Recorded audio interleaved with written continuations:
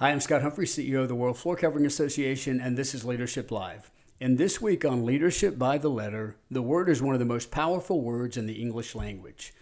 Now, with that type of intro, you might expect a different word, but this week's word is failure. That's right. More lessons are learned through failure than any other way, at least the powerful lessons that stick with us. Zig Ziglar was prone to say that failure is an event. It is not a person, and yet many leaders see failure as something that defines us. It can redefine us, but it does not define who we are because the failure is an event that happened. What we do with that failure determines our long-term legacy. Think about these people, and you tell me if you see them as failures. Michael Jordan was cut from his high school basketball team. Walt Disney was fired from a newspaper for lack of imagination. Can you imagine that? Steven Spielberg was rejected from film school 3 times. John Grisham's A Time to Kill was rejected 28 times before a publisher picked it up. Albert Einstein was labeled as mentally slow. Jerry Seinfeld was booed off the stage his first attempt at stand-up. Elvis Presley was fired from the Grand Ole Opry and told to go back to truck driving. And Colonel Sanders failed 1,000 times before he found his first franchise partner.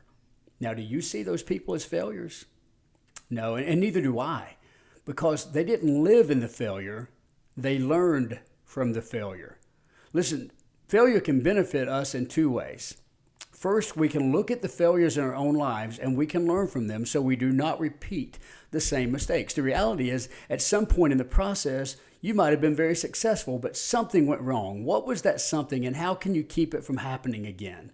Learn from it. Analyze your failures. Don't live back there, but learn back there. And also learn from the failures of other people. Now, you hear me say all the time, all leaders are readers. Part of the reason for that is we don't have to make the mistake to learn from it.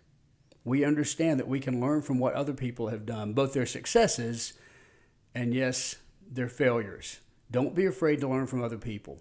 Listen, people who don't fail are either afraid, stuck, or insignificant. Let me say that again. If you don't fail at some point in your life on a regular basis, but not every day, certainly we don't want to fail every day, but we want to learn from the failure and we want it to extend our boundaries. If you're not failing, then you're either afraid, you've hunkered down because you fear failure, you're stuck, which means you're living in that rut that you hear me talk about, going back and forth in the things that you know you can do well, but not stretching yourself, or you're insignificant. You've just decided that you don't matter and you're not going to do anything beyond what you're comfortable with. That's not leadership. That's called lazy. Listen, I challenge you to be the type of leader that learns from your mistakes, but more importantly, that learns from others, that doesn't fear failure. Obviously, you don't set out to fail, but you learn from the failures that have happened in your own life and the lives of other people who you respect. Howard Brodsky, I got a message today, a co-CEO of CCA Global, somebody who's had an amazing impact on the flooring industry, announced his retirement. I'll never forget having the privilege of doing a podcast with him called A Leader's Journey. And in that podcast, he admitted that at one point he had faced bankruptcy. He could have quit. He could have stepped away. He could have walked away and said, I'll go to another industry. I'll try something different. Or listen, it's not worth the risk anymore. But he didn't. And because he didn't, because he learned from the mistake, he was able to be a powerful leader that has impacted not only his own leadership, but the lives of many other people. He has a legacy that will outlive him because he didn't live in the failure. He learned from the failure.